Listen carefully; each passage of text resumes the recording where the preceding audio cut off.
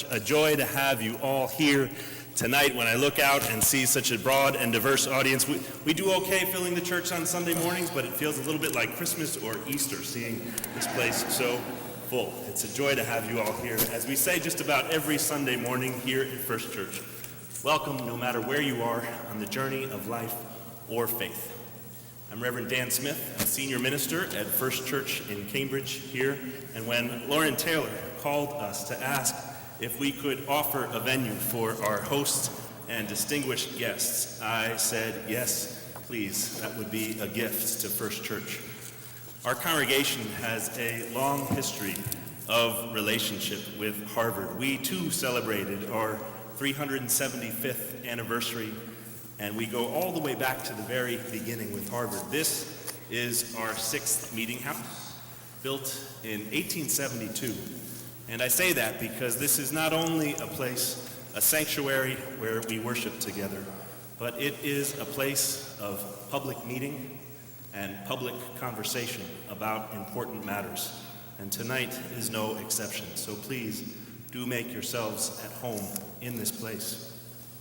One Sunday morning from right about here, following the earthquake in Haiti, one of our members, who is a physician and who went to Haiti with Partners in Health, offered a moving and memorable testimony about his experience there. And I know he wanted me to share his thanks. Also, our congregation is partnered with the Greater Boston Interfaith Organization. And through that work, we have deep relationships with members of the local Boston Haitian community. I've heard from them directly how meaningful and important the work of Partners in Health and Dr. Farmer is, and I would be remiss if I did not pass along that community's thanks tonight as well. Please just scooch in if you need to. We've got a full house. Pull your jackets onto your laps so that there is room. Having said all of that, it is now my honor to introduce one of our hosts for this evening, Dr. Ahmed Ragab, Faculty Director of the Science, Religion, and Culture program at Harvard Divinity School.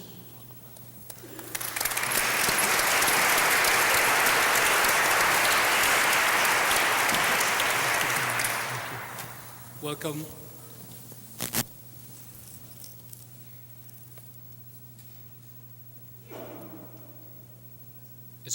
Is it working? I don't think it is. So until it works, welcome everybody. We are very happy to host this event, and we are grateful that you came on such a cold day.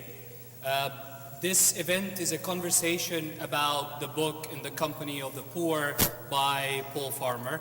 And before I talk about our speakers or about the book, please let me thank First Church and Reverend Dan Smith for their hospitality here, for offering to host us here in this great sanctuary. And let me thank my team in Science, Religion, and Culture, who have been working for weeks to put this event together. It's really a wonderful effort, and it's always a pleasure and an honor to be working with you. This event is part of our initiative on religion and health in a global context, which is coordinated by Lauren Taylor, who's moderating our event today. Lauren is a Master's of Divinity candidate and a presidential fellow at the Harvard Divinity School. Her first book, The American Health Paradox, co-authored with Elizabeth Bradley, came out in November 2013. The book, In the Company of the Poor, invites us from its title and throughout its different chapters and its overall message to think about healthcare in relation to liberation theology. In this journey of the book, liberation theology becomes part of a new journey where it provides an ethical grounding for a different type of global health. But also the title of the book and every single chapter of it invite us to ask questions about the poor. Who the poor are. What can we think about the poor? After all, liberation theology, whether in Latin America or in its different incarnations in the black church in the United States, in Africa, or even in its non-Christian incarnations in sub-Saharan Africa and in the Middle East, in all these different types of liberation theology, or may I say, liberation theologies, it challenged us to be the poor, to become one with the suffering, with the downtrodden, with the marginalized, with those who are marginalized for economic reasons, for political reasons, for their sexual orientation, for their gender, for race, for culture, for all sorts of and types of marginalization. Liberation theologies in general were also a way not only of giving priority to these marginalized, but also a voice of the marginalized. A new discourse, if you will, coming from down up.